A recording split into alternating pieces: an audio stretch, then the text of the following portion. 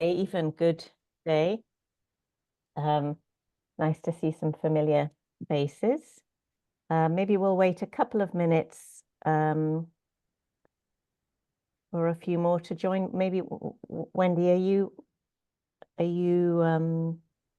seeing? Okay, you're keeping an eye on the waiting room.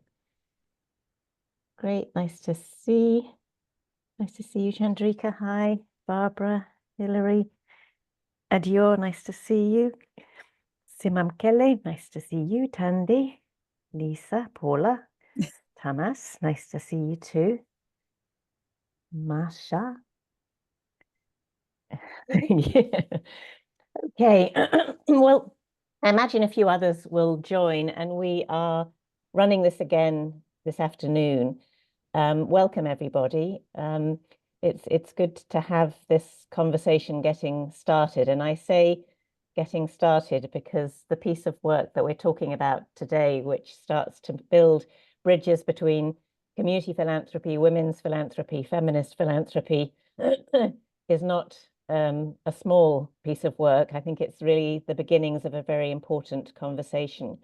I'm Jenny Hodgson. I'm Executive Director of the Global Fund for Community Foundations.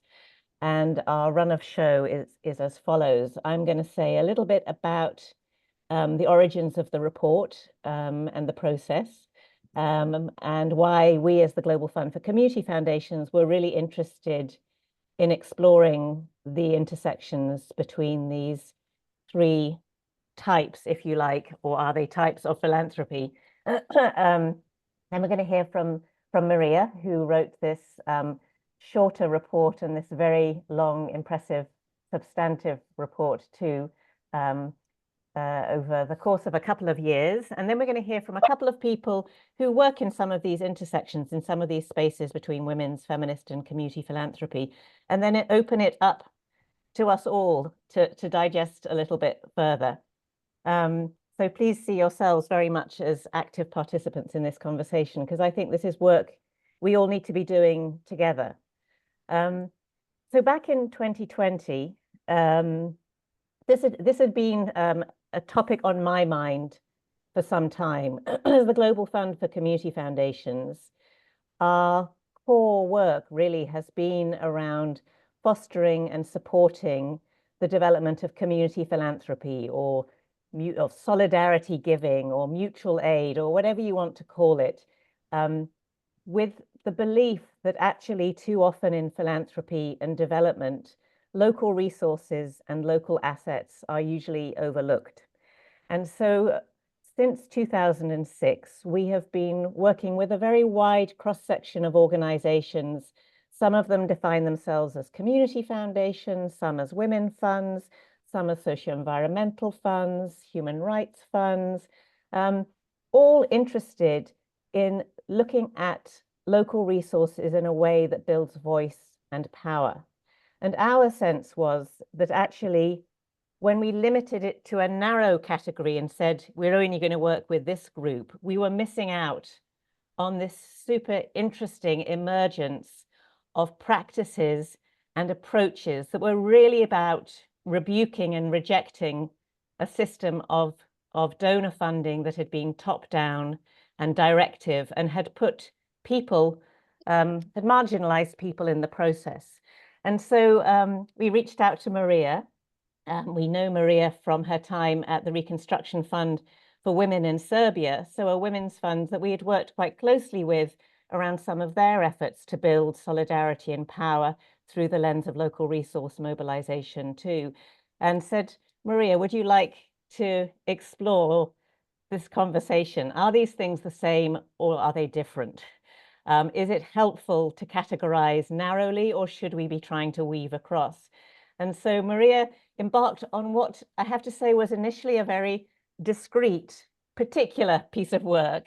And you may remember in 2020, something called COVID-19 happened, and all our worlds got turned upside down. And so in the context of a lot going on in everyone's lives, including Marija's, nonetheless, she decided basically to write what I think could in any other space be a PhD on this topic. So you really went deep and far and wide. And we would have conversations from time to time, and Marija would be saying, no, we need to go further. I want to find out more. And so what we have is this summary report, which is of 20 pages or so, which I hope you've had a chance to look at, which is the conversation starter. And then this fabulous report of 143 pages, which really has this extraordinarily rich sort of drawing from literature around and writing and thinking around many of these topics to do with philanthropy, social justice, gender, women's rights, human rights more broadly, shifting power, all these sorts of things. So yes, life got in the way, and somehow we had many delays along the way, but we are now very delighted to be able to publish this report. We've been working with a Dalit artist in India who produced these lovely illustrations for it, so we hope it has an attractive feel with a political dimension to it too. But as I said, this is really a conversation, a Kickstarter of a conversation that we hope to engage many of you in as well. So Marija, can I turn to you, and you could perhaps give us an overview, and maybe Wendy, you could spotlight Marija as well, so she's easy to see. But Marija, over to you. Thank you, Jenny. So yeah, it feels like the whole life happened in between since we started. So yeah, I'm like, wow, now we are revisiting this whole journey. I was wondering, like, okay, how we are going to approach this, because this conversation started happening in 2020, and actually the Asian with some of your board members was kind of phase zero, when we were like looking, okay, there are so many things, what are the dimensions that we want to pick for this, what are the things that are relevant, and somehow everything turned out to be relevant. So instead of narrowing down, the idea was, okay, let's set some open form of conversation with people so that everybody can bring what is meaningful for them in that specific moment for their part of work, and we see how to work from that. That practically means that we did not just set in stone, okay, these are the questions, these are the pieces of literature that we want to explore, but rather offering people opportunity not just to share their experiences, but also pieces of knowledge that they want us to have on everybody's radar, which meant that it kind of played out as snowball. So we started for some initial ideas, initial assumptions, and then kind of like looked more into how each of them is relevant, in a sense, that is relevant for all the different positionalities that we have in this ecosystem. So it was extensive process, it was deep, but it was also in a way healing, because few people mentioned that they never been in situation to think from all those angles, or to connect certain dots, or even being challenged to think about our position in the system and implications of us sitting in something that is generally saying oppressive system. Either we speak about capitalism or patriarchy or whatever else is there. So we are embedded into something, and we try to shift it and transform it, and what it means for us, what it means for the community we work with. So there were a lot of questions, I would say, in front of us, but like grounding assumption was that all these different concepts are similar in values and in their goals, and their practices are mutually relevant, and they also share challenges. So that should be enough for us to be in conversation in cases when we are not in conversation. And to me, I would say I had this probably misplaced expectation that we are communicating more than we actually were communicating.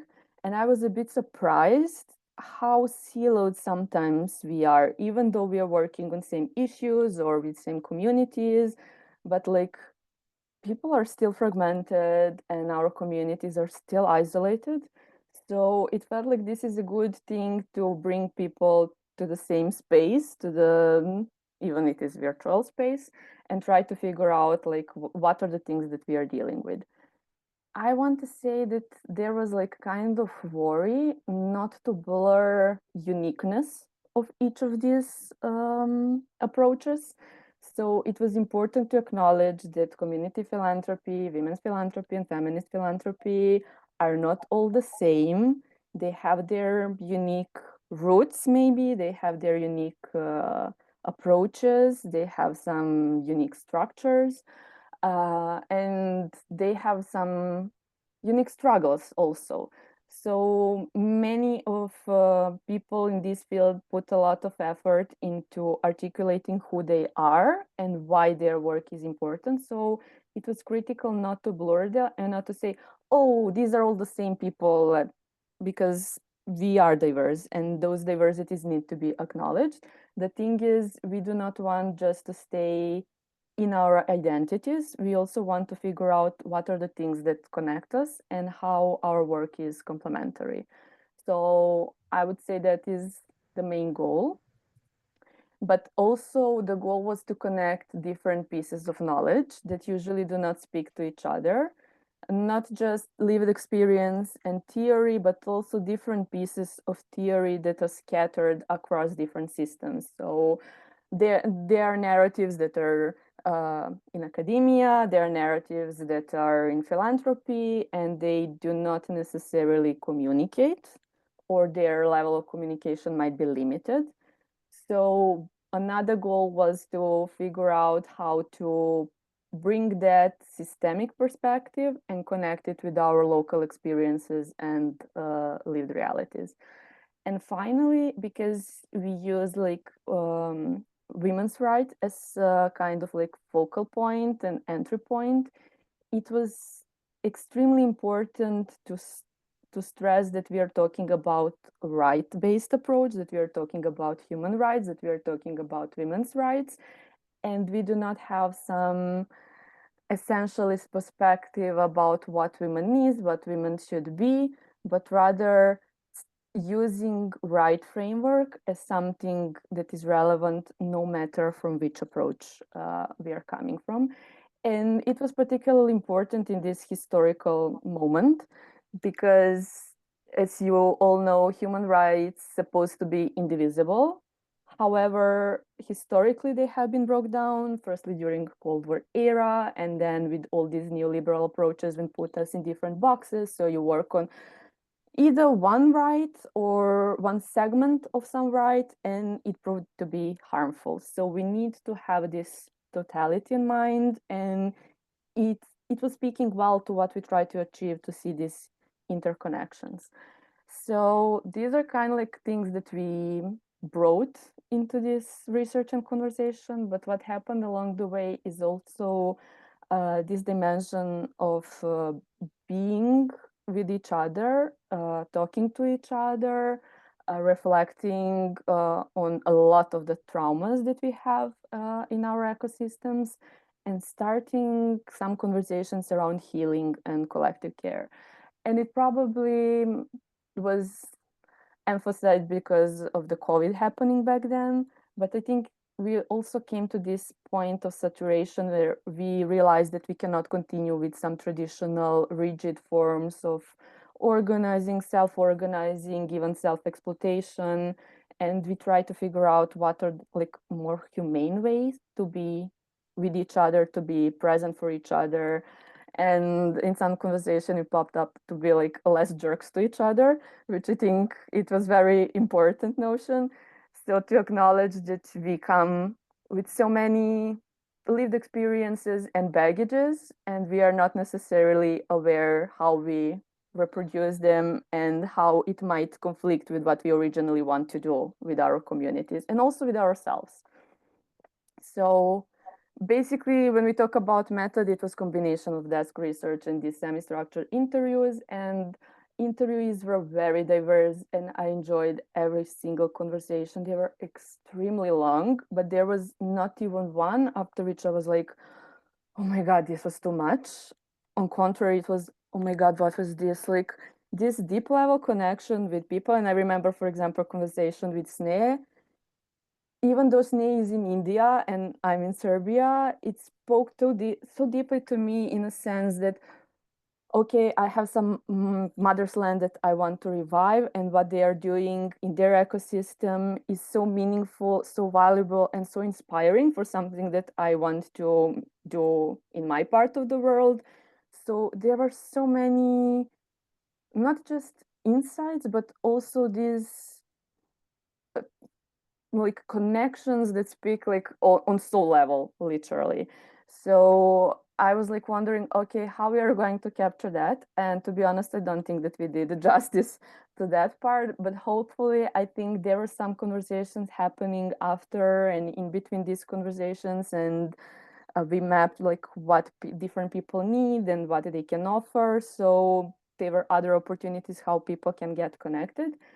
So I think maybe there's some impact beyond this report already, showing in people speaking to each other in a way that they were not aware before, that they have like these connecting points. And then there was this diversity in terms of organizing forms. So some people are sitting in foundations for each of these respective fields, but some people are activists, some people were in between in their careers. So there are many different angles that people brought, and that they shaped this in very nuanced way, which made like probably Dana's work not easy, because there was a need to distill all these layers, like what is systemic layer, what is institutional layer, what is community level, what is the level of our interpersonal relations, how they speak to each other. All those dimensions were very like complex and required a lot of entanglement. So yeah, there was a lot of work going back and forth, but I think finally we came to like something that can be valuable for people, that connects people to talk, that enables people to recognize each other, and above all, that support us to engage with ambivalences, with all our positionalities, because we did not approach this from the perspective, oh, we are doing amazing things and we are all amazing and we just have some bad forces in front of us and we need to like win. On contrary, we were like, okay, we are coming from something that is deeply complex. We all are very like complex, and we need to figure out like what are the things that we need to unlearn and what are the things that we need to learn and rebuild together. So not running away from all these difficult conversations, not running away from what are our shortfalls, not running away from our imperfections. I think this is something that is extremely important and valuable from this process. So I will not go into like specific content of defining community philanthropy, women's philanthropy, and feminist philanthropy, but I think it is very interesting like how different lineages of origin came to each of them, and how politically different they might be in different contexts, but I leave that for your reading. I just want to maybe highlight what were the connecting points that showed up. First was orientation on women that stem from different interests and different reasons for each of these concepts. So women's philanthropy and feminist philanthropy are naturally inclined and working with women and for women. And then we have community philanthropy that works with different marginalized and oppressed groups, same as feminist philanthropy. And women naturally are one of those groups. So there is this meeting point focused on working with women and women's rights and women's realities. But then another connecting point is how that work is happening and how it is actually shifting the power and shifting dynamics between those who give resources from outside and those who claim them, but also shifting the power in terms of how we generate and self-generate resources and how we manage them. So that would be another connecting point. and then framework that Global Fund for Community Foundation has already been using, which is ACT framework, focusing on assets, capacities, and trust, is something that speaks to all of these concepts, no matter if they have been using it before or not, if they recognize it as such or not, but it showed up that it is relevant for everybody. And then there is this deep connecting points related to knowledge, to what is being recognized as knowledge, how we think of knowledge, how we generate it, how we use it, and how we collectively sense make it. So there are a lot of conversation around going beyond what is now called MEL, and figuring out how our production of ideas, their cross-pollination, their usage, and their change is happening for each of these concepts. So feminist philanthropy, women's philanthropy, and community philanthropy really all speak about it, even though they do not necessarily have been together in the same place, or sporadically have been meeting each other, but not going like for consistent conversations, let's say. And finally, I would say that fifth connecting point is this work on healing, on repairing harm, on reclaiming rights, and caring for each other.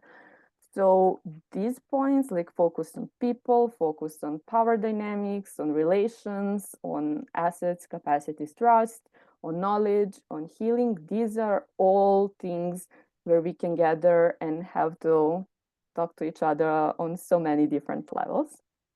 So I would stop here and give space to other people to share their reflections, and then we can maybe go in some questions and chat and figure out like how this can be relevant for all our identities, or our professional and activist hats, and or our political backgrounds. Thank you so much, Marija. That's a great overview, and it's fascinating to hear you talk about what you were looking at then and how relevant it is today. I think about the issue of collective care, which seems to be coming out a lot through the Shift the Power agenda around we need to care for ourselves, but we need to care for our movements, because, you know, ineffective movements can't drive change. And we know right now with the election of Trump and more broadly, like pushback against women's rights, we need to be more organized than ever. The idea of building on the shoulders of others, to look back and see where our origins came from and to acknowledge those as we look forward, and this weaving across, a really, really great kind of synthesis of many of the themes that emerged through the process and the report. I want to recognize that Dana is here, who worked with you on getting the final draft over the line. Dana's also written a lot about community philanthropy, so I think it was another fizzing of ideas and thoughts. And to remember that a lot of this work is still very new and it needs to be written up, and the gap between theory, you know, academia and those doing the work is still a big bridge that needs to be overcome.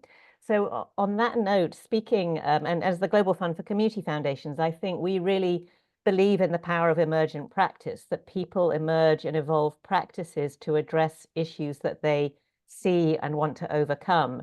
And often we don't have the time to reflect and name and describe our theory of change. We just do it, right? So on that note, I'd like to invite Gabi to say a word. Gabi's joining us from Roots and Wings Foundation in Hungary. And maybe you can say, Gabi, just a little bit about your work, and then how this report or some of the points that Marija's made resonate with what you're doing in Hungary right now. Gabi, over to you. Okay, thank you. Can you hear me? Yeah, it's working. Okay, so,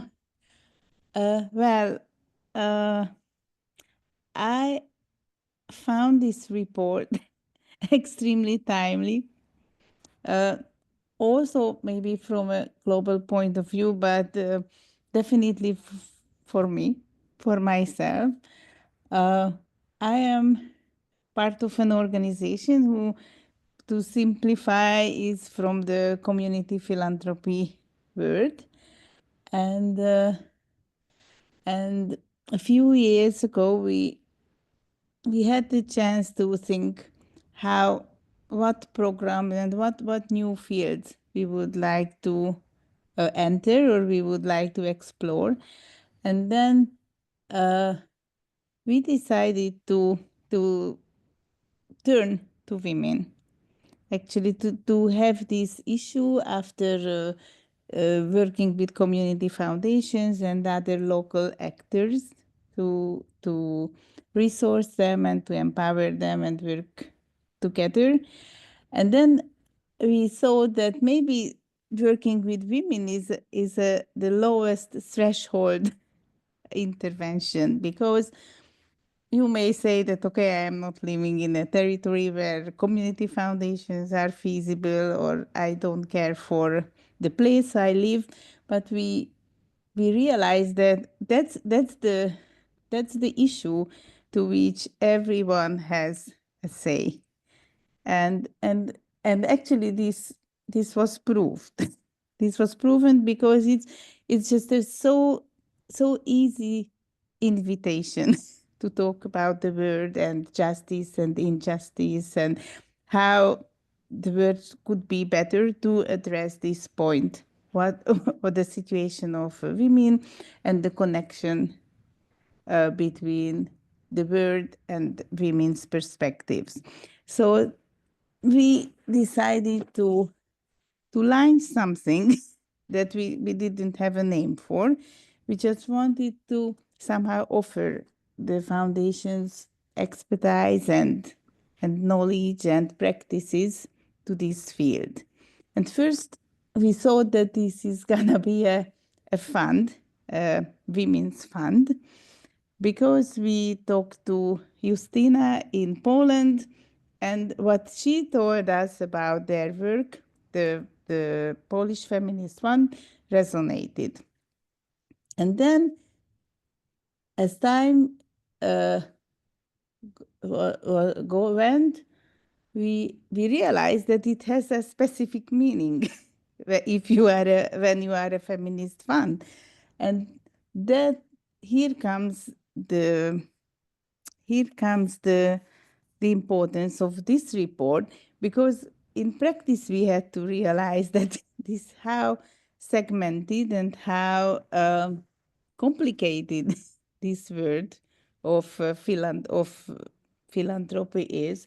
So then we decided, okay, if we cannot be a feminist fund, because we are part of an organization where women and men work together for a more just world, then we could make a women's program within this organization, and we learned that this makes a difference. Then, for example, when we met potential funders and strategic partners, we were asked questions. For example, who are on the board, what proportion of women and men are there, and then we learned that there is a funding structure to which we can be eligible or non-eligible based on this issue, for example.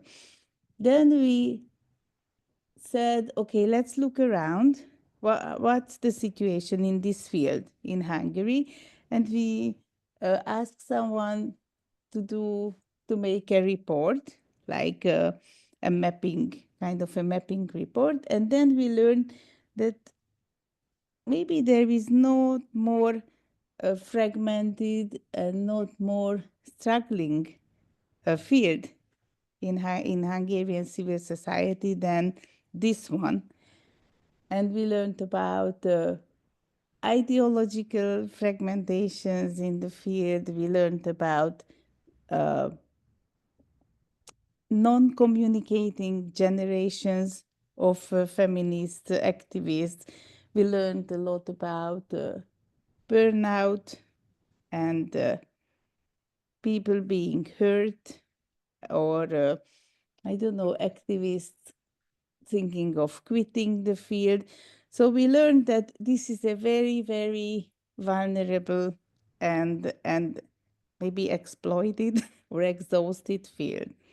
And then I talked to colleagues with this kind of news that maybe Roots and Wings would enter this field and offer our expertise. And many of them told me, listen, I would never do that. I would never do that. It's so difficult. It's so complicated. It's so politicized. Then, then this is a trap. And when I started, when I argued that this is an important and positive step from the side of Roots and Wings to turn to women's issues, I said, let's focus on women's perspectives to make them visible, women's lived experience, make them visible and let them influence Hungarian society as much as other men's perspectives do. And now I am hearing, okay, what unites us is a human rights perspective. And for example, I am thinking, oh, what is this and what am I saying? Whether these I am saying maybe there are other things than rights. Maybe there are these narratives. Maybe it's just about seeing the vulnerabilities and the resources together of being a woman.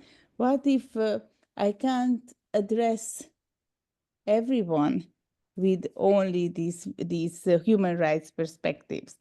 And then I really found this report as a good start to open up the bubble, to help starting a conversation which is safe and which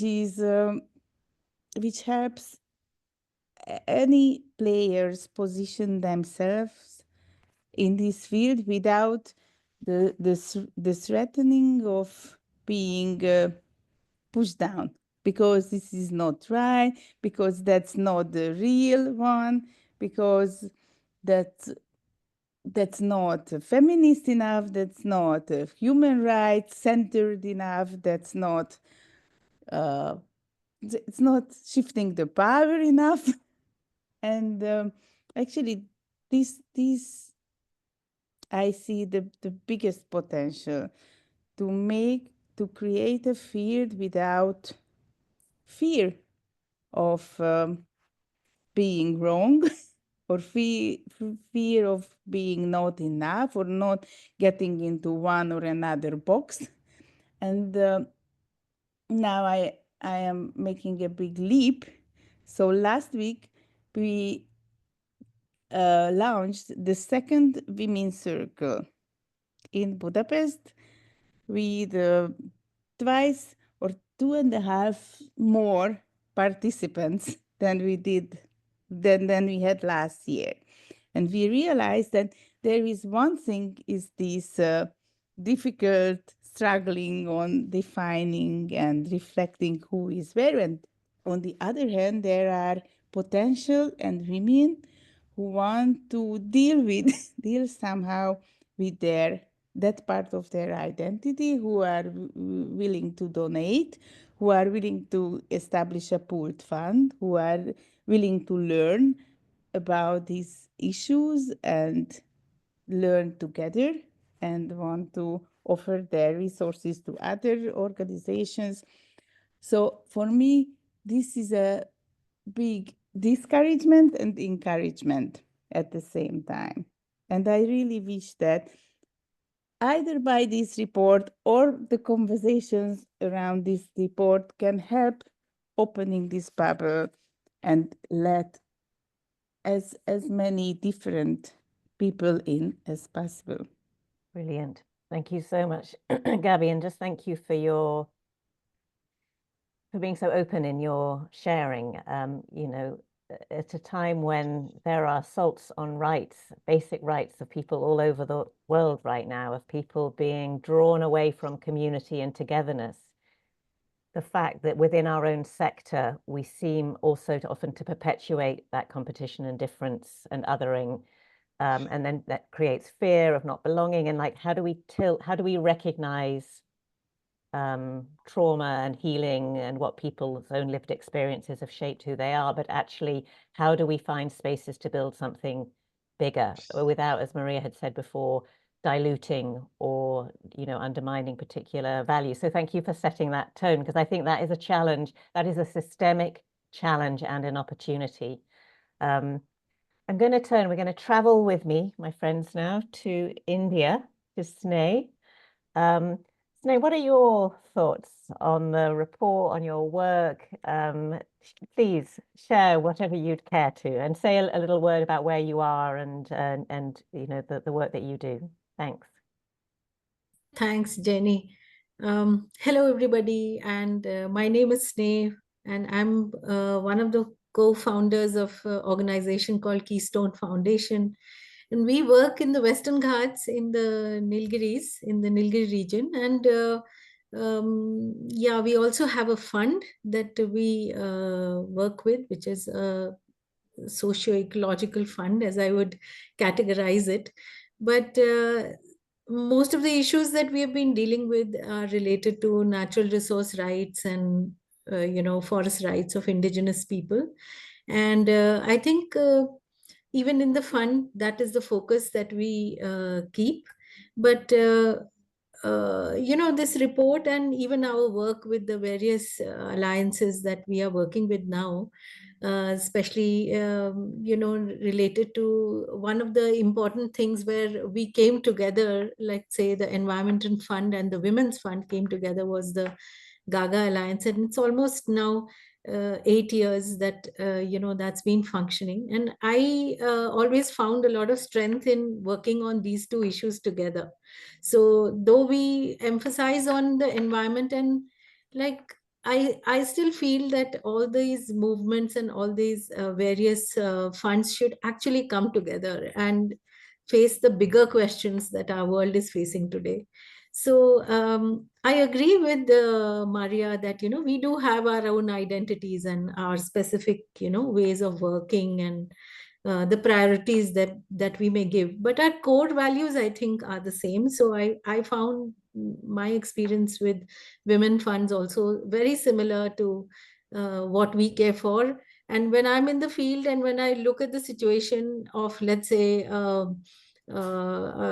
place where mining is going to take place and indigenous people are going to lose their resources, it is definitely very clear that women will be affected more than men in so many ways of their particular life.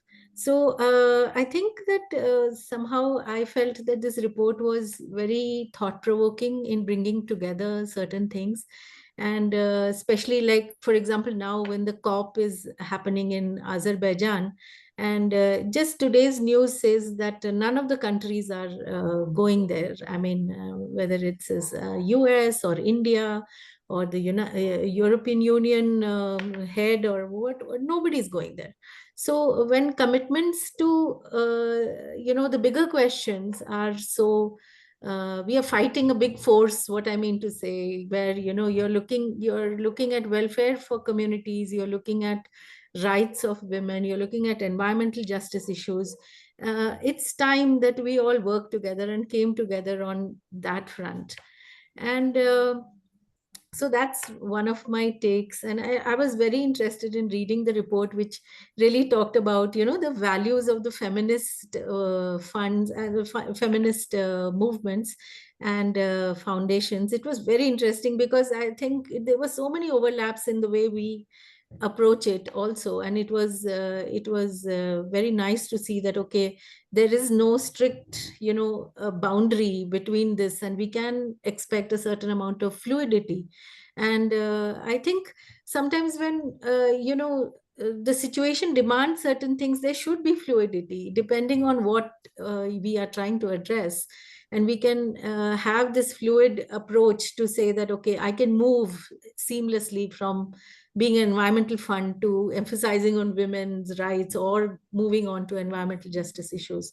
So I think the broad scope that it brings, this report, is useful. We really definitely need to think more on how to, take it ahead. And amongst this, one more example that came to me, I think, when we stick very much to thematics and we want to lay emphasis on a particular thing, from the communities, there was a lot of, need and work to be done on their language, culture, and identity, talking about indigenous people across. And through our networks, we were like, again hitting this, that, okay, development funding is not going for that. It's more about rights, so it's more about livelihood, but it's not, addressing the core issue of indigenous communities, which they want to actually emphasize on, which is their traditional knowledge, culture, and language. So it was interesting, because talking about funds and bringing it together, there were a group of us who got together and set out a new kind of a group, a network, and we call it the indigenous led education, but it's called ILED, and the fund sits within an organization very informally, but is basically to see that those topics are addressed which the communities are wanting to look at. So I would like to just re-emphasize that depending on what the community needs and how we look at it, we should actually not have these boundaries so strict, but a fluid approach, which this report is trying to bring through by doing a very deep analysis of all the different funds and the core values and everything that goes with that. So I think we really in the future need to think how we categorize ourselves, and are we narrowing it down, or are we strengthening ourselves by joining larger and larger groups? So yes, for now, I think this what I would like to say, and I'm interested in seeing this conversation like grow, and how do we develop this into a more inclusive kind of a approach that we can have with community funding, community foundations. Yeah, thank you. Thank you so much, Sneh. Lots of I love the idea we need fluidity almost as a form of resilience. Like if we're going to build stronger systems, we need to be able to create more flows, and perhaps also be a bit more chameleon-like. Sometimes we use this articulation because it brings us together, and sometimes it pushes people away. And I think another thing to think about in the context of the work is that I look at Keystone Foundation and your work in India, it is that proximity to community, and same with Roots and Wings, and many of you on this call, to work at the hyper-local level around issues that matter to people that don't fit into categories that have been set by others in other places, and to make meaning between, I think, is such a critical dimension to this. So we're going to hear from Sonia, and as Sonia's speaking, I'd love for people to start thinking about, okay, so what do we do? What does this mean? Like after Sonia's spoken, we're going to open up for a conversation. We'd love to hear some perspectives around how do we move from the categories that we are in to build this sort of greater meaning and connection in ways that don't dilute. So please start thinking around that, but also listening attentively to Sonia, who's joining us from Northern Macedonia, from Akcija Zdruzhenska. And Sonia, please tell us your reflections on the report and the conversation so far.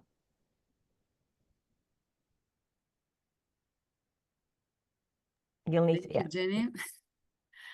Hello, everybody. Thank you for this opportunity to speak today and to share our thoughts and relations to this report. And I'm particularly grateful for the chance to reflect how this report aligns with the work of Akcija Zdruzhenska. First, I would like to congratulate Marija for this report, for producing in such a insightful document.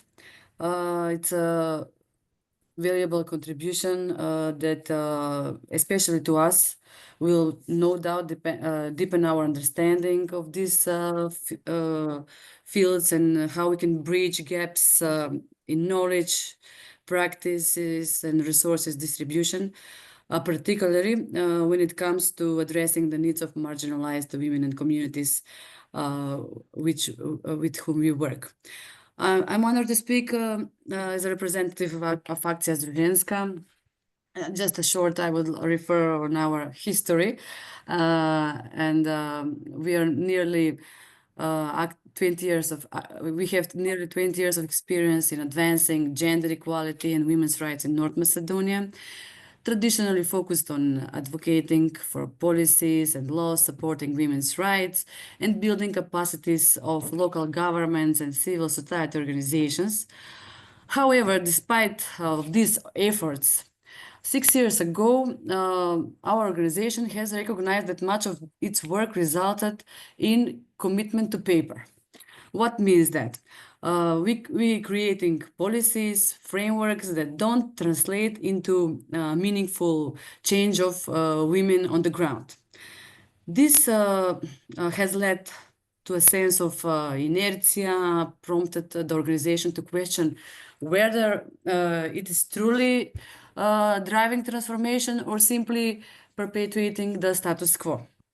So this was a crucial moment in our functioning.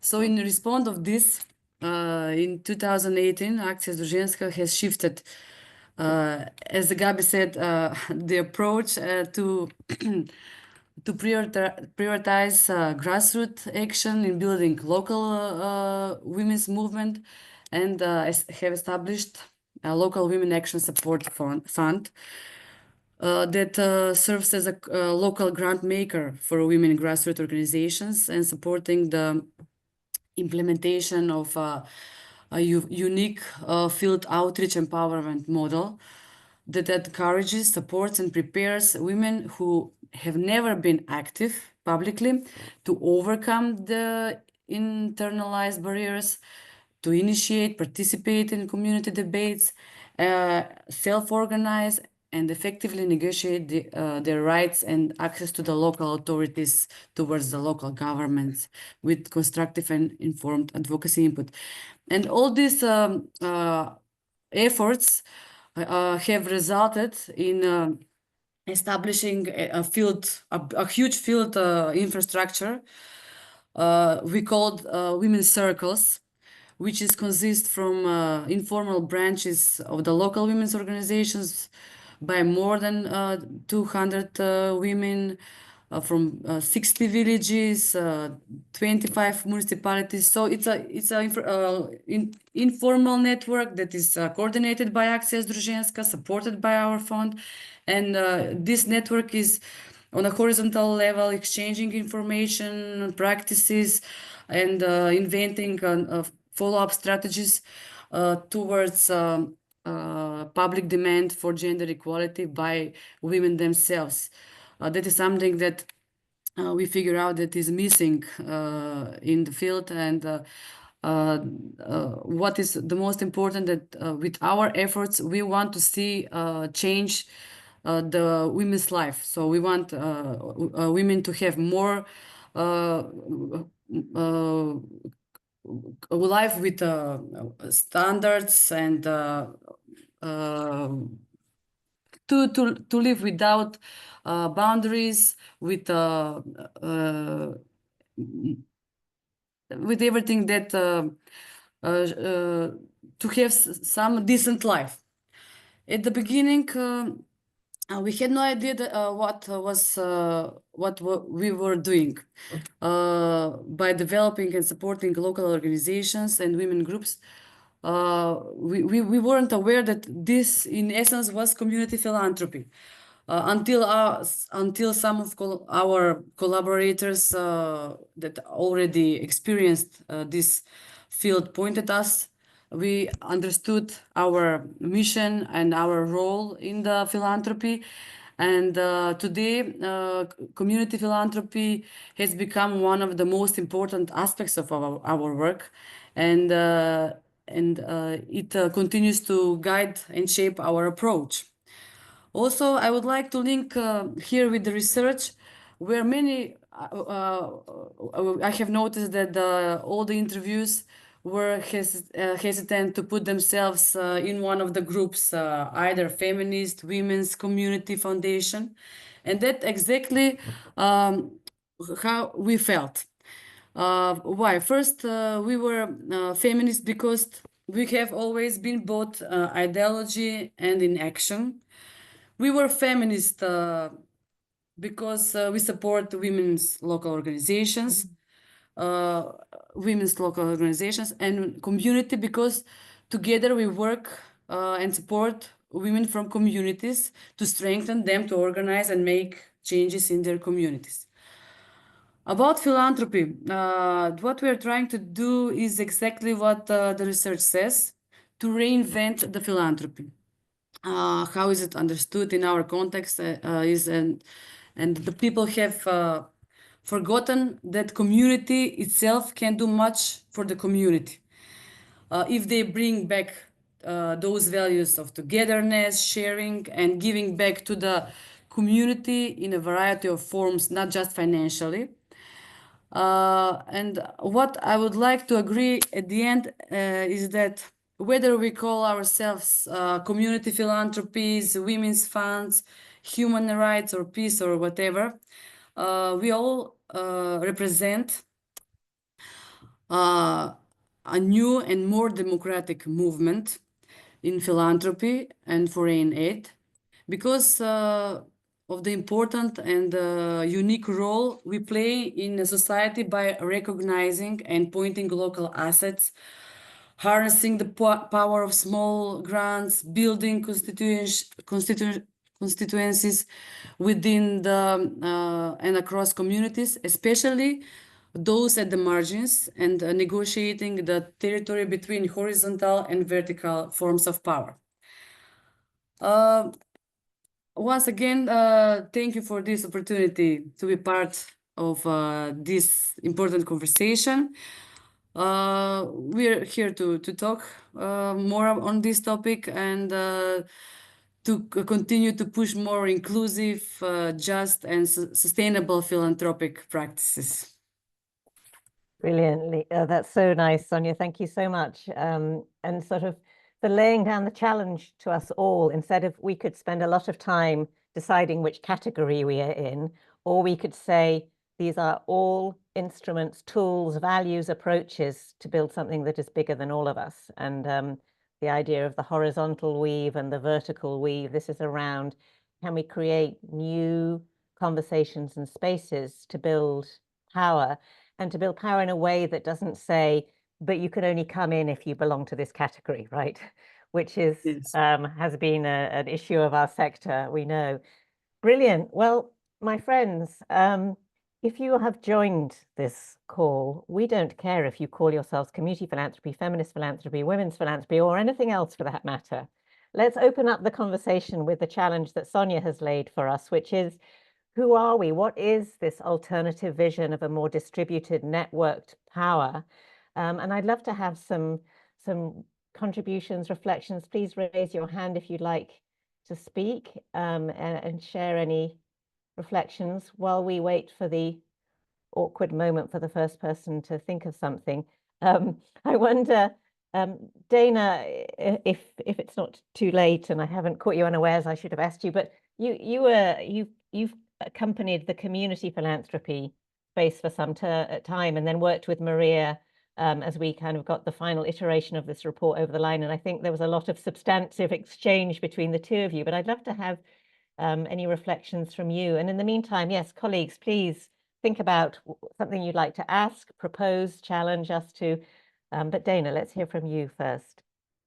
Thank you. I was just trying to type something up in the chat because I have to leave soon, but thanks for this opportunity to share because I did learn a lot from Marija's report. I came in as someone who learned that I was practicing community philanthropy, and then I was learning about what that means. And then I was researching community philanthropy, and I came to the report not really understanding that there was such a thing as feminist philanthropy. So, and then reading through the principles and values, I saw that a lot of community philanthropy people in my network, but also others, you know, they do apply those principles, many of those principles and practices, but there was other things that I was completely unaware of and thought could add real value to the work and kind of guiding the work. So it was a pleasure to be able to see those kind of distinctions, but also it really I work in Vietnam and kind of thinking about, we hesitated to address some difficult conversations and kind of seeing what that does when you do avoid some of those conversations and the importance of engaging in them and finding ways to do that even in difficult contexts. So I'm really grateful for Marija for having done this research and all of the partners that contributed to it. So, and be able to read it early on. Thank you very much. Thanks so much, Dana. Yes, we're also busy in our own spaces. Sometimes we don't have the time or the bandwidth to go looking to see what else is out there unless we bring things together more deliberately. Any other thoughts, comments, reflections, either on the sort of report or the conversation so far, or the so what? Anuradha, nice to see you. Welcome. Do you want to introduce yourself and then say what you want to say? Sure. Thanks. Thanks, Jenny. You know, what a fascinating, I think, report and a presentation of the report. I think it's, to me, what really stood out was the fact that this is a continuum. We're looking at a continuum of ways in which philanthropy can be democratized. People coming at democratizing philanthropy from different angles. So some from the point of view of communities, some from the point of view of women's rights, some starting the starting point, some from the starting point of feminist organizing. But I think the starting points are different, but I think there are these core principles which we all seem to sort of be speaking to as people in the ecosystem. So I think that was very fascinating. But the question really, I do want to still pose the question that, is it really about only semantics? Is it only semantics actually? Or is it that, you know, there is a reason we choose to call ourselves what we call ourselves? So really to sort of, I think, maybe nuance that somewhere, because when you say you're a women's fund, you say that because you may share a lot of the principles that, say, a community foundation also believes in, but there may be certain ways in which you are interrogating, or you are inquiring, or you are addressing and engaging with philanthropy, which may be in some ways a little different too. So while we celebrate commonality, which is a great thing, and we choose to occupy different positions on this continuum at different points of time, and I'm sure it would be there in the report, it's also important to acknowledge that while we celebrate the commonality that is there, there are certain the positions that you assume vis-a-vis your engagement with funding, with engagement with money, I would say, and with funds, I think is different slightly, which is why complements partners' work through its own networking and relationship building. Carry on. Sorry. Carry on. Sorry. Yeah. So I was saying that, so I do want to place that on the table, Jenny, because it's not so I think where I'm coming from is to basically say that while we celebrate the commonalities, it's also important to honor and acknowledge the differences, and that difference is not bad. It's not wrong.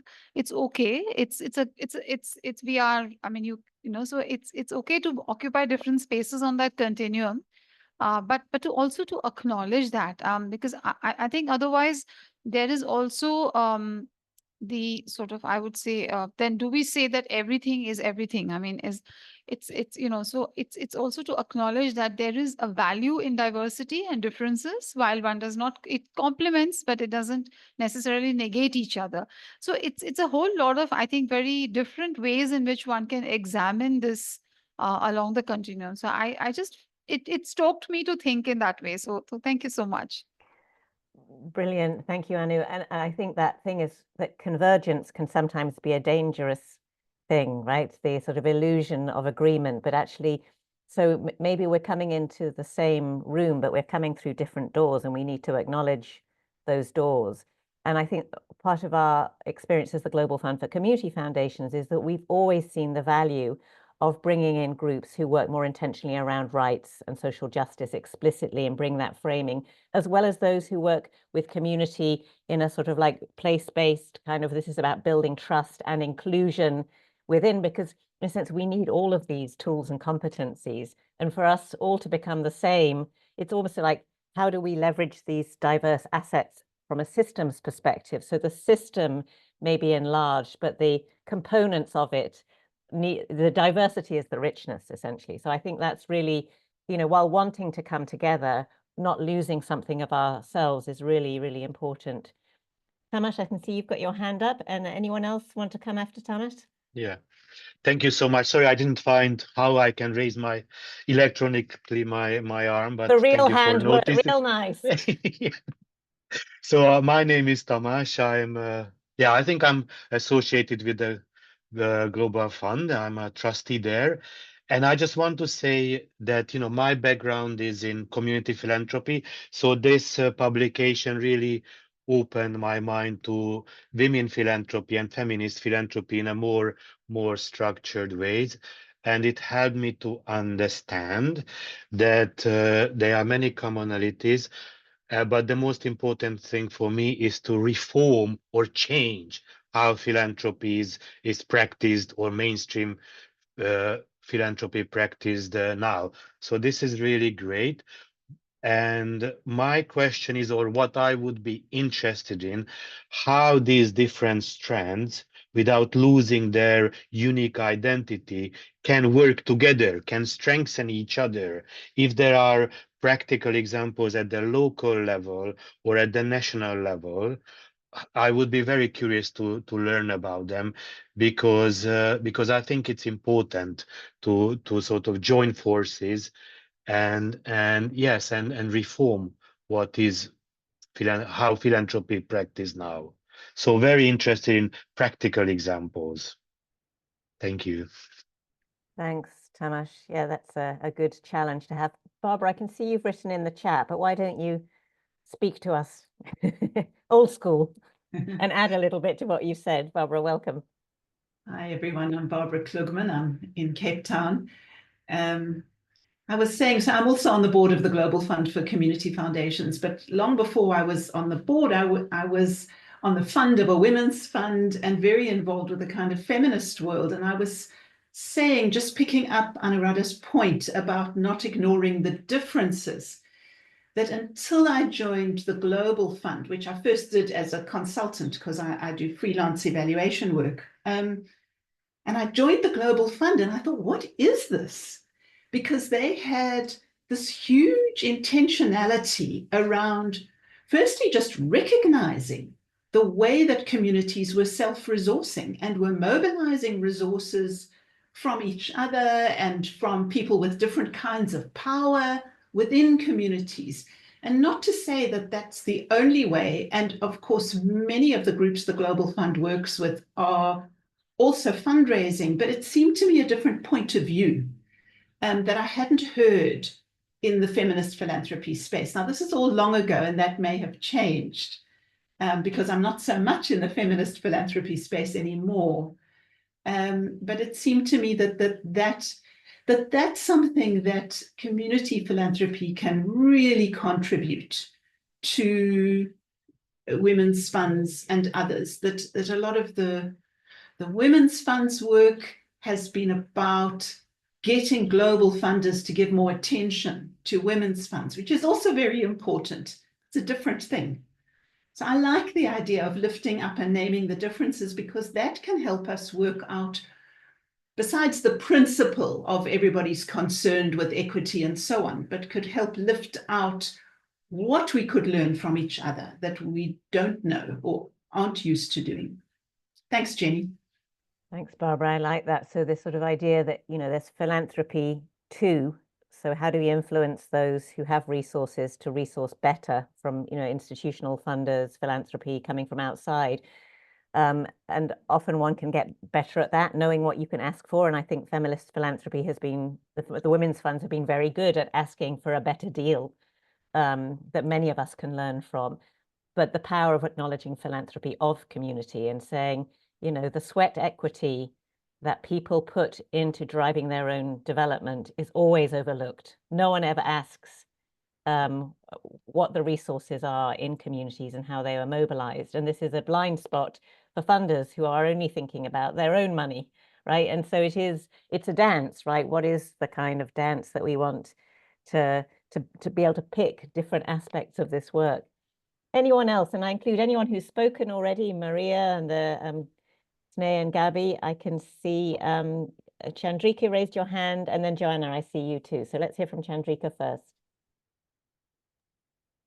Thank you, Jenny, and everybody. It's a really lovely conversation.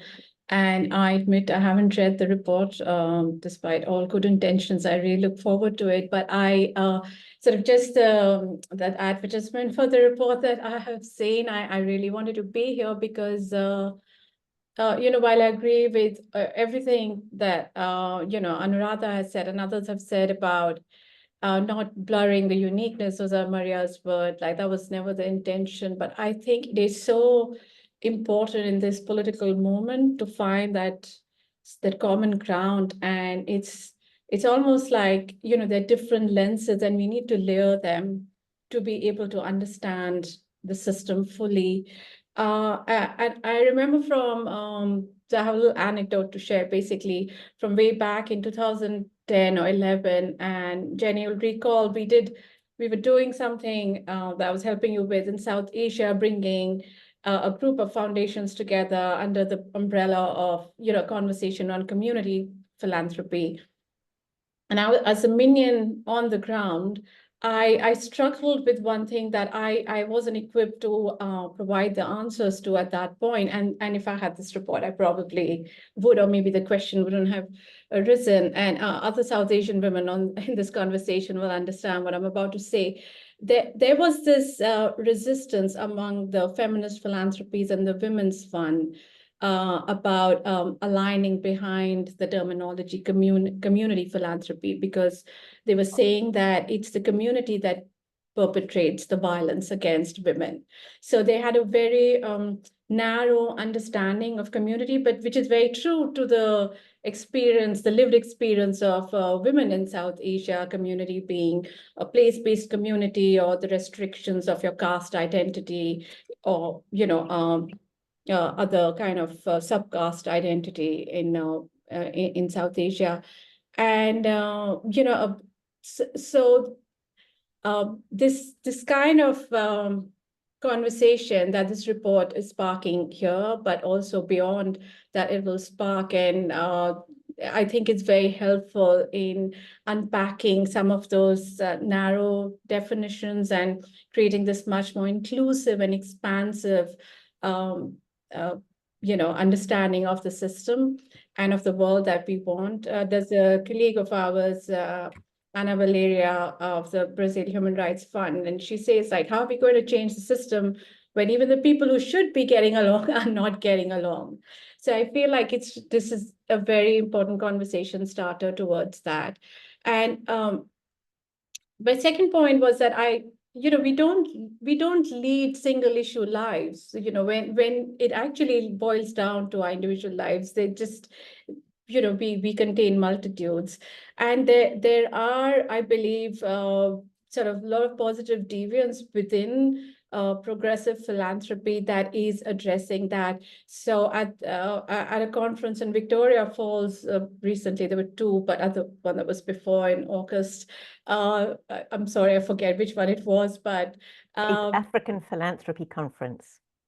That one. There was a session that the African Women's Development Fund was speaking at, and recognizing that we don't lead single issue lives, and you cannot box stuff just as women's philanthropy, feminist philanthropy, peace philanthropy. Their strategic framing has removed all thematic areas from their grant making. So basically, they just have a set of core principles, I believe, and as long as you're advancing those values and principles, which uphold solidarity, agency, trust, they're based on all of that, they will, you come under their umbrella. So that was a really great example. That's it, Jenny. Thank you. Thank you. And I recognize that sort of hostility to the notion of community as a place that upholds patriarchy, power dynamics, keeps them marginalized at the edges, all those kinds of things. And that how do we think about community as a place where people are with each other and can build something that's inclusive? And I think we have to be in dynamic relationship with this terminology, because, communities can be dismissed as bad upholders of systems that perpetuate inequalities and human rights abuses, or we could choose to say, and I think the Trump election, as is with the populist authoritarian kind of bent around the world, is actually how do we bring people in to be part of solutions, not to kind of push them out, but not at the cost of including everyone and everything. In the same way, one can over romanticize community as this place where it's all warm and fluffy and nothing goes wrong, right? So I think we were going to hear from Joanna, then Marija, I see you've got your hand up, and Tombi, I see you've, okay, so let me write this down, otherwise I'm going to forget. But Joanna, over to you. All right, thank you. My name is Joanna, and I'm calling in from Uganda. I haven't read the report, but I just thought I could share a bit of my experiences here very briefly. We have come to realize that community is not a standout on its own. Community has actually both men and women. And when you focus on, depending on the context, when you focus on women alone, there's a possibility that whatever you're pursuing may not come out to the level at which you would like it to be. Reasonably, for the communities some of us come from, are really patriarchal, in a sense that if you promote something to do with women without the inclusion of men, without the participation of men, without recognizing the resources of men, the voices of men, and collaborating with everybody else who is within the community, there is a likelihood that you may not actually be able to succeed. So we look at communities to be a wholesome of everybody else, in that there is acceptance, there is understanding and acknowledgement of what is required when we talk about shifting power and mobilizing communities. That is my perspective. That is what I wanted to share, because I look at community as being comprehensive, including everyone. I don't know if it resonates with the conversation, really. Thank you so much, Joanna. I don't know if Marija wants to comment on that, but certainly I think if you read the report, you'll see that the sort of feminist philanthropy kind of definition is about everyone. It isn't just about women per se.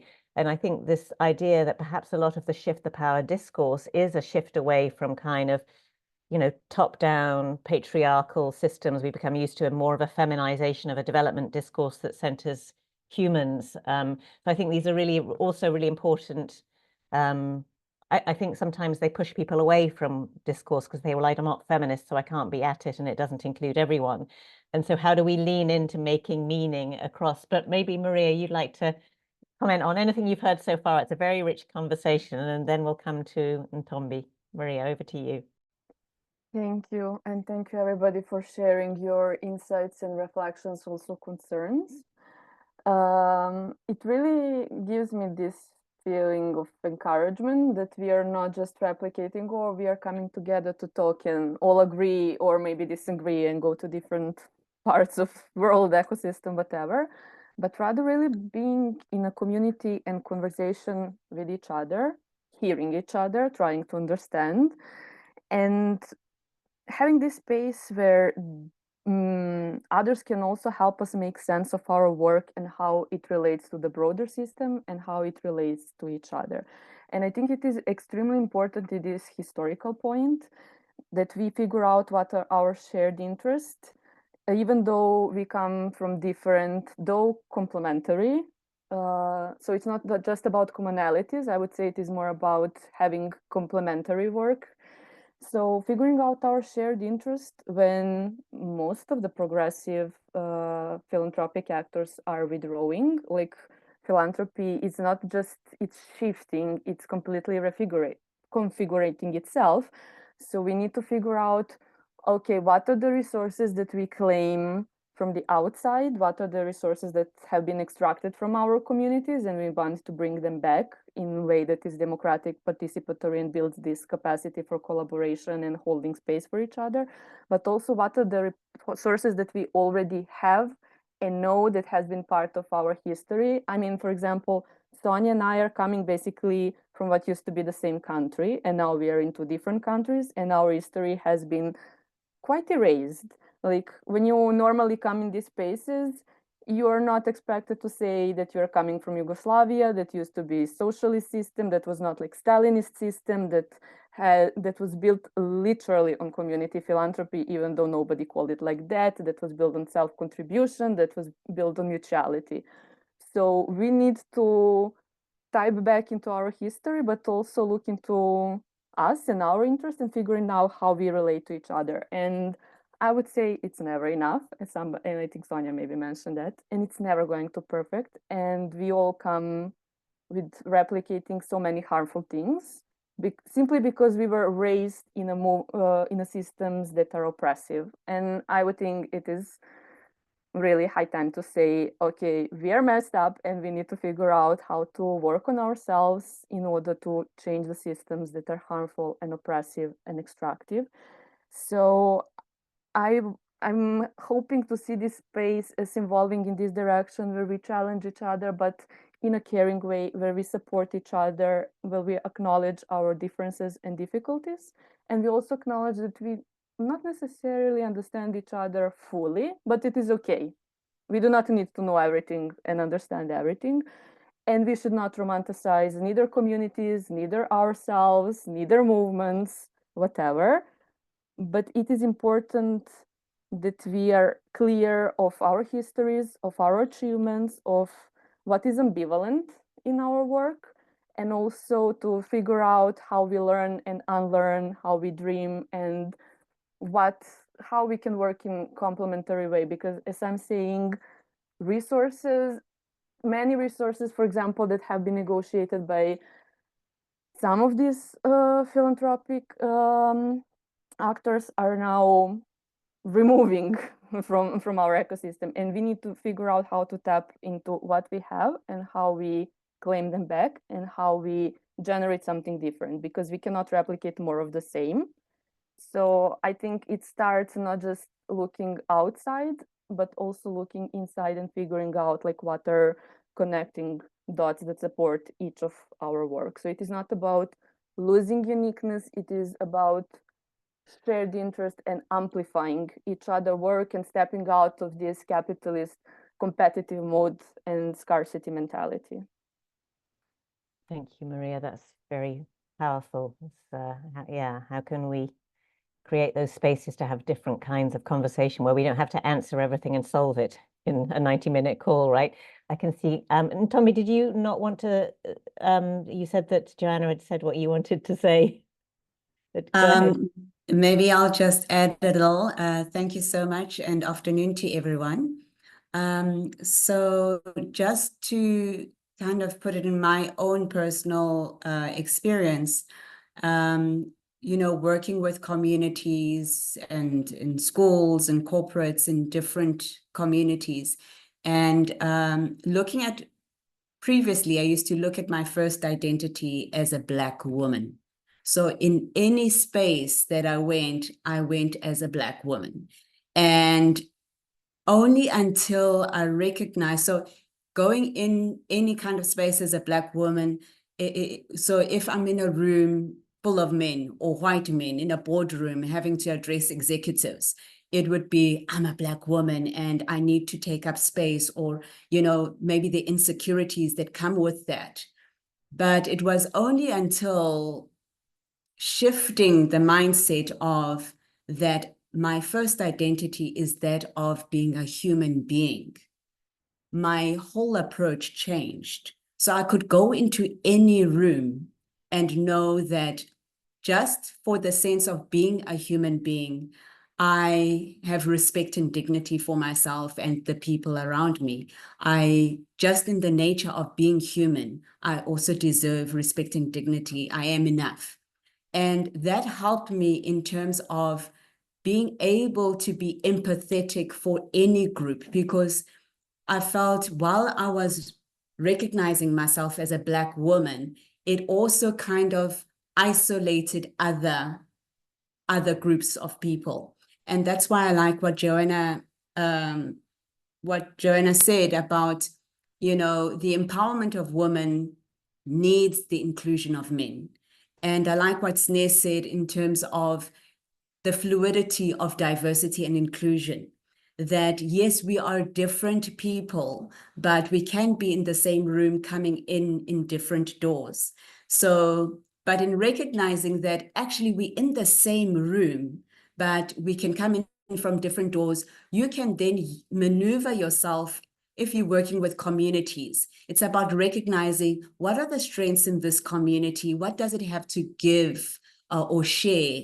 And if you're working with corporates and going to, you know, you need to address what are their needs, what are the corporates' needs, and how can we fulfill their needs and our needs. So having that self-awareness and social awareness, and I think that's in terms of looking forward at solutions, is that we can, the more diversity there is, the more power and resources we have. And it's about respecting that, you know, the dignity and the respect for each and every single individual, and having the empathy of saying, I can see myself in them just as much as I can be an individual in any system. And I found that in working that way with different communities, whether it is youth, whether it is with senior people, whether it's with migrants, whether it's with locals, whether it's with corporates, I'm better able to shift and use the resources that are needed for the context, because the context is also so important. Thank you. Thank you. I like that. I think that sort of, you know, I'm hearing this, we want to be able to hold our values, our politics, but also we need to build different ways to negotiate across difference. We have a few minutes left, and I can see three hands up. So Gabby, and then Sneh, and then Masha will come to you, and then we'll wrap up. But I feel like we're just getting started. Gabby, over to you. Okay, thank you. Just 2 sentences. I think that this is a little tiny task that here we try to solve, but it really resonates with an alternative world and with an alternative value set for the world. So I am hearing us now, and I believe that if we manage to somehow integrate this sphere, we can produce and experience values that we want to see in the world anyway. So that's my takeaway from today. Thanks, Gabby. I'm just going to post a blog that Barry Knight, our colleague, wrote around what came out of the summit in Bogota, because I think it kind of adds a bit more context to this conversation. So while Sneh, we're hearing from you, and then from Masha, I'm going to pop that in the chat too. Sneh, over to you, your thoughts. Yeah, I just wanted to emphasize a bit on this point of intersectional understanding that was made in the report also, that, you know, when you layer your understanding with various aspects, then probably your understanding and your approach becomes more rounded off and less sharp, perhaps. So in that balance, somehow we have to see where to put our resources, how to fund, how to look at the society and the issues fully. So this just to emphasize that the report was talking about intersectional issues and, you know, moving beyond the, you know, very singular approach to a broader approach. Yeah, thank you. Thanks. Yeah, intersectionality is critical here, isn't it? Masha, over to you. Would you like to introduce yourself and add your comment? Hi, I'm from Keystone Foundation from Serbia. And I'd like to come back to something that Marija was saying, that we should be kind of more, that, you know, that the funders are leaving the spaces, the progressive funders are leaving the spaces, which I think that for the funders who are left on the ground, I think it's our job to be more kind of resourceful, to stick together more, to kind of plan our strategies, funding strategies together, because we always kind of ask from partners to strategize and work together, but sometimes we don't do it. So we don't walk the talk. And I think it's up to us to kind of be more strategic with the money that's left on the ground, and how we share the money to make it more kind of intentional. And I think that's what we can do now in the situation where the money is leaving the ground. Thank you. Yeah, I mean, just at the time when this work needs resourcing and elevating more than ever, we are seeing significant shifts in the funding space. And I think that forces us to have to kind of go back to plan B of like, how do we think and organize our resources differently? I'm distracted by the very interesting chat that's going on in the side there around, you know, not at the cost of not looking at engaging men in ways that perpetuate existing power dynamics of taking space. It really is about carving out spaces for those who traditionally not had spaces, I think, Anu, isn't it? That, like, how do we have our cake and eat it, essentially? Brilliant. We are just coming to the end of the call. I just really appreciate the spirit of this conversation, that this is hard stuff and it's really important stuff. And Eshban's just put something in the chat. Go on, Eshban, why don't you say it and to us all so that we can close off with a highlight. Where are you, Eshban? Do you want to switch your camera on and say what you want written in the chat? I mean, I think that this has been such a fascinating conversation. It just seems to me, you know, like we said earlier, whatever you call yourself, feminist philanthropy, women's philanthropy, community philanthropy, it seems like all these are various fronts, and I'm sorry to use military language here, but it seems like all these are various fronts in a social justice struggle. And I think that more than one front is better than one. Yeah. Thank you, Eshban. Yeah, well, again, thank you. We are going to think with Marija and anyone else who wants to think more about this, but it is, I think the framing that we've been using as the Global Fund is really the vision of a good society in which everyone's rights are recognized. You can live in dignity, peace, have access to services that you need to live a good life, right? And I think that, you know, how we start thinking not just around the, you know, how reports like this can inform our thinking, how can we learn from others, writers, thinkers, doers, and to confront the crises that we are facing in the world globally around climate, around, you know, authoritarianism, populism.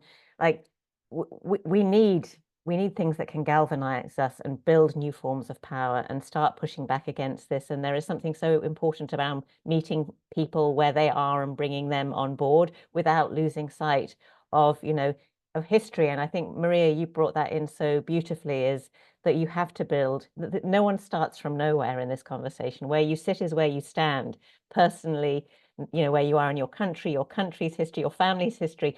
And often we sometimes come into conversations and we meet at the point of language and we trade. Am I feminist? No, you're not feminist. Are you human? You know, actually, we need to acknowledge those histories and that we are building on the shoulders of others who've gone before us, and trying to advance things that have been going on for a very long time in a very fast changing world where, you know, it's clear that the current system of funding has failed us in many ways by forcing us into categories that have alienated us from each other. And so I think this is such a powerful way to kind of, you know, rethink about the weave, the collective weave that can create a bigger us, a more progressive force for change. So I really thank you. We're running this again later if you want to rejoin, for people on the other side of the world. But we really kind of look forward to continuing the conversation with you all. And thank you so much for being and the generosity with which and openness which you have all shared. So thank you so much. And we'll catch some of you later. Have a good day.